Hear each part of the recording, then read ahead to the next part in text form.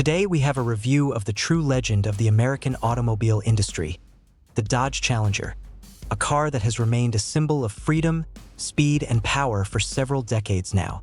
The Challenger is not just a car. It is a cultural phenomenon, a whole philosophy, an icon among oil cars that has experienced ups and downs and a triumphant return.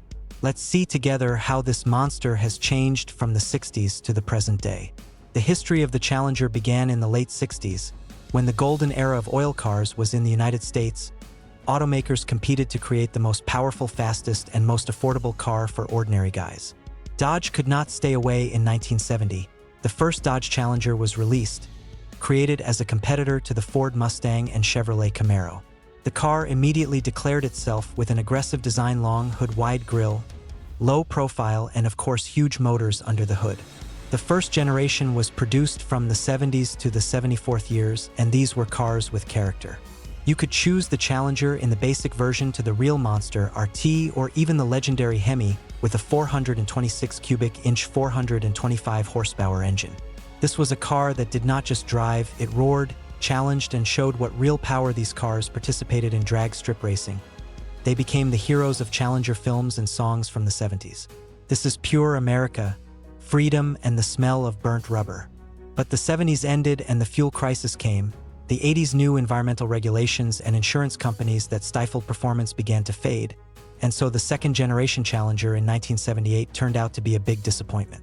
In fact, it was a Mitsubishi Galant Lambda renamed Dodge Challenger, small engine, modest power, and none of the spirit that was in the original car. Looked not bad, but in fact it was just a coupe for everyday driving in America. It was greeted coldly, and today these models are considered more of a curiosity than a legend. The third generation appeared in 2008, and this was a real comeback. Dodge decided to return the Challenger to its spirit and its cult. The first thing that caught my eye was the design. It almost completely repeated the shapes of the classic Challenger of the 70s. The long hood, wide fenders, aggressive grille, and taillights that immediately gave retro. The car looked like it had returned from the past, but with modern technologies. Powerful engines appeared under the hood again. Of course, the basic versions were equipped with a V6, but the real fans were waiting for Hemi and Dodge. The Challenger SRT8 with a 6.1-liter engine produced more than 425 horsepower, and this was just the beginning. In subsequent years, the line only grew.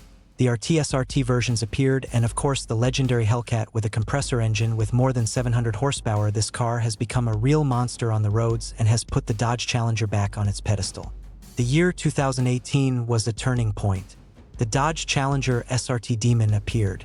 It's not just a car, it's a dragster on the streets. A production car with acceleration to hundreds in less than 3 seconds. 840 horsepower.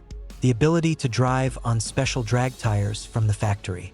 The Demon immediately entered the Guinness Book of Records as the most powerful production oil car.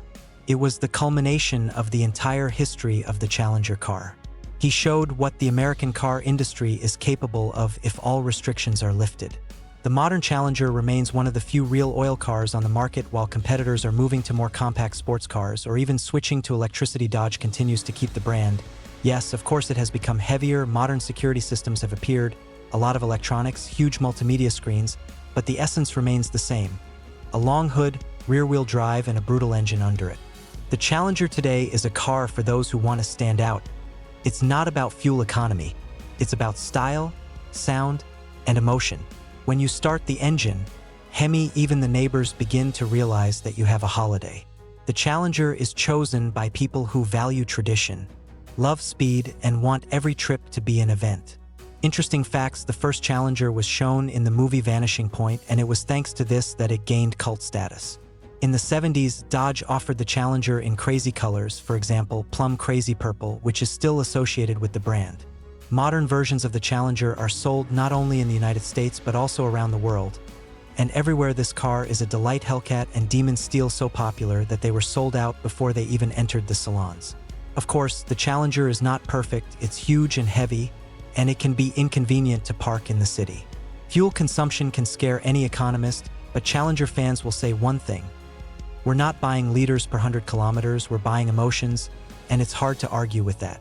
Now there is talk that the era of oil cars is coming to an end and new versions of the Challenger may become hybrid or even electric. But whatever the case, The original spirit of this car has already gone down in history. Even if production is stopped tomorrow, the Challenger will remain a symbol of the era. So friends, to summarize, the Dodge Challenger has come a long way from the vociferous beast of the 70s through the disappointment of the 80s to the triumphant return in the 2000s. Today, it remains one of the brightest legends of the automotive industry, a car that will always be associated with power, freedom, and the American dream. It's not just a car, it's a Challenger,